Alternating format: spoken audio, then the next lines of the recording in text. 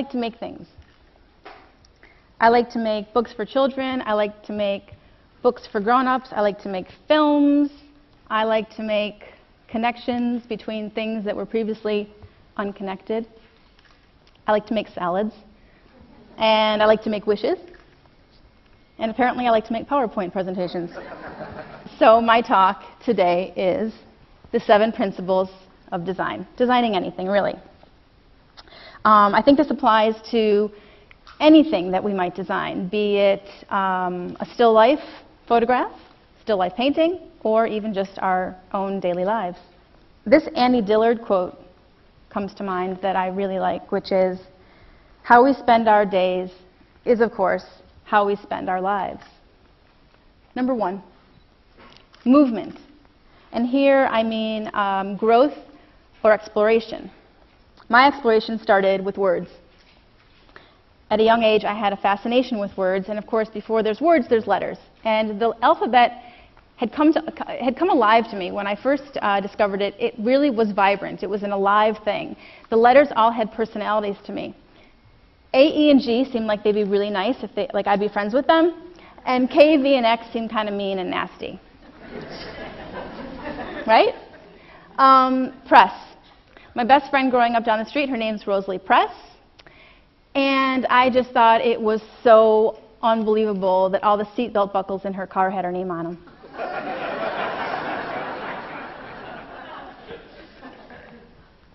This was a gift from God, because this is a true story. My mom can vouch. This was the name of my 3rd grade teacher. All year I was like, wait, really? Is that true?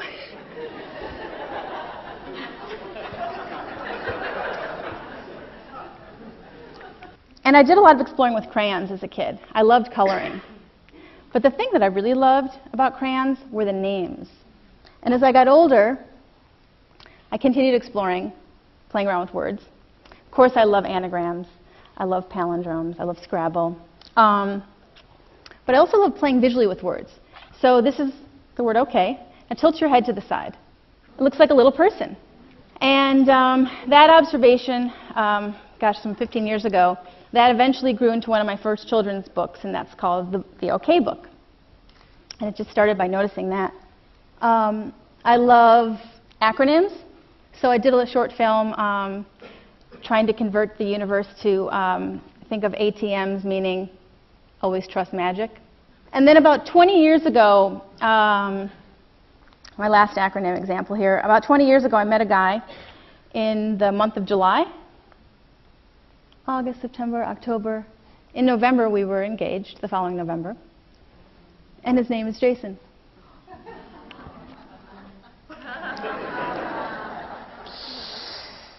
All right, point 2, patterns. Looking for and finding patterns is part of human nature. It's natural, it's comforting. It's essentially a way to organize all the chaos, right? Even rows of corn and birds in formation, they're pleasing to the eye and satisfying somehow. And I think that's what many of us in this room at this conference are doing, is we're looking for themes. We're hunting for patterns. We're pattern hunters. Point 3, balance, contrast. The dance between opposing forces is vital, it's critical, I think. It's the yin and yang of life. I mean, life itself is this, right? It's life while we wrestle with death. And one of my favorite examples of balance is a Sanskrit word, which I don't believe there's a translation in English. If there is a word, I'd like to know it. And it means the simultaneous act of striving and letting go. There's the effort, but then there's the stepping back and letting things unfold organically. And then we hope then the answer comes. And it seems that a byproduct of balance is sometimes serendipity. This is another example of balance. So we've talked a lot about this the last couple of days, about our nonstop connectivity. So, and when we're connected, we're in this constant state of reaction, right? We're reacting. It's an outward movement. And it's important, but we're reacting. Well, the flip side of that, the contrast, is, and this is actually an anagram, so shuffle around the letters, and you have creation. Both are important, and it's striking that balance. Point 4, functionality. The opposite of this would be frivolous. One of my absolute favorite examples of functionality is this, the flip camera. How many of you have one? Is it not the best thing ever? Right? Okay, so it's the best thing ever. And I think the Maya term, the company from this morning, most advanced yet acceptable. This is an example, although I would say most accessible. What's so great about the flip camera, the functionality is so high and it's so simple. I think this is just a genius example of that. All right, so I'm consistently enamored with the intersection between whim and purpose. Purpose being functionality, of course.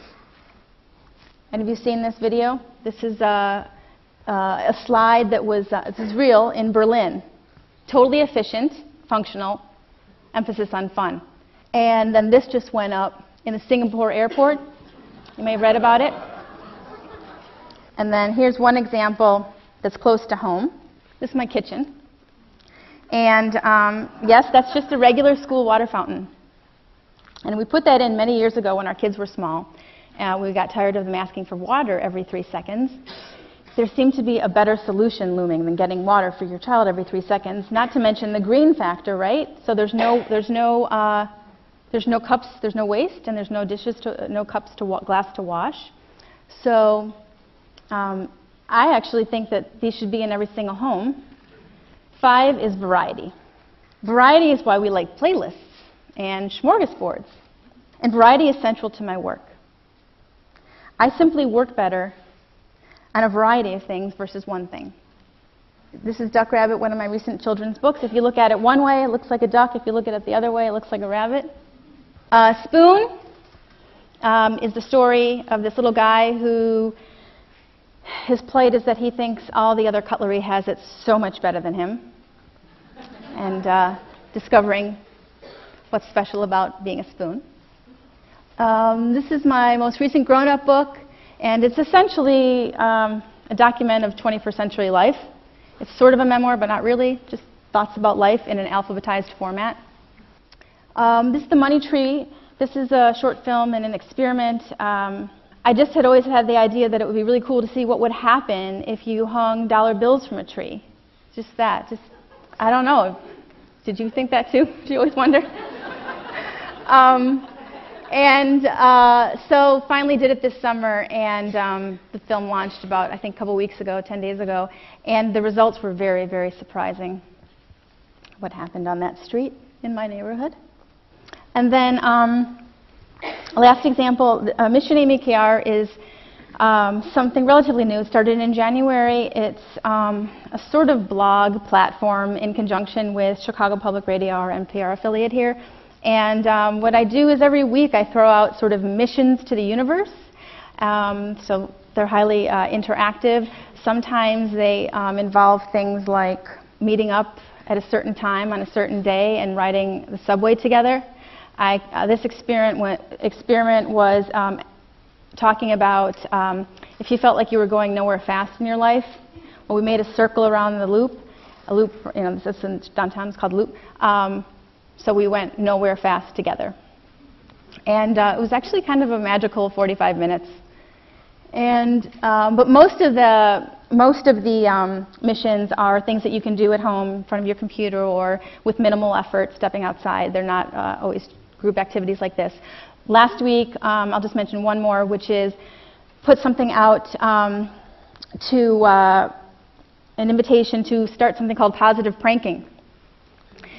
And taking traditional pranks and inverting them and doing positive. So the first film was taking ding-dong ditching, and we did hostess ding-dong ditching. So we left hostess ding-dongs at people's door.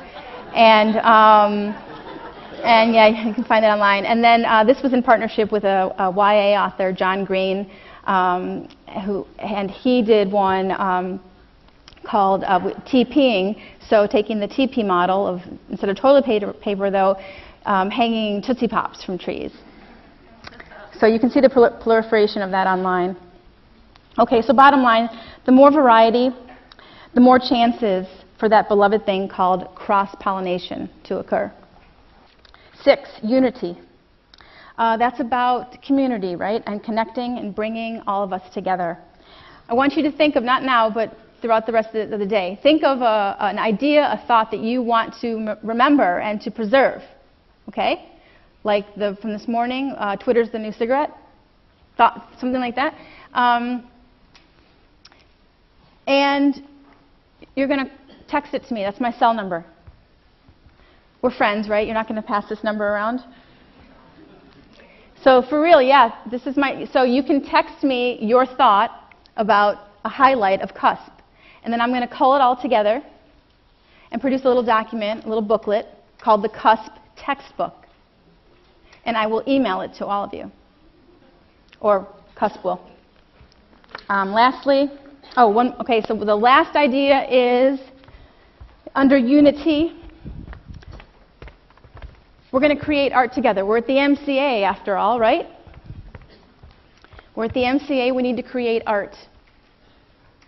If you look under your seat, you're going to be creating the art. You all have a Band-Aid under your seat.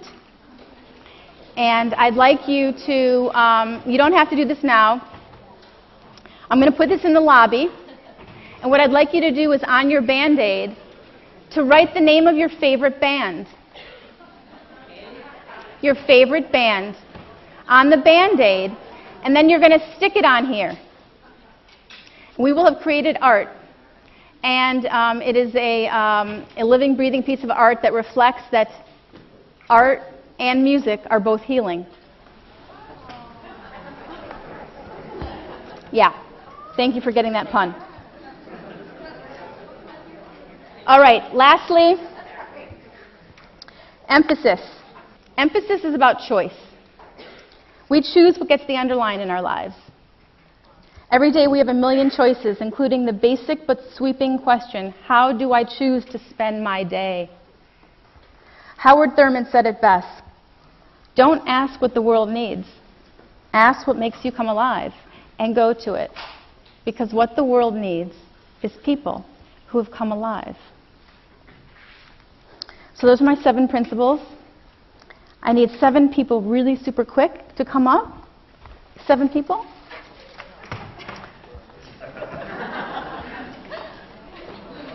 One sec. I'm going to bring this full circle. If you guys can come in a line, maybe in a line right here. Yep. And then turn around facing, yeah. So I'm going to give you this. And when I cue you, you're going to turn around. We're going to bring this full circle, and this is, I suppose, the thing I want to emphasize in the end. Turn. Make the most of your time here. Thank you.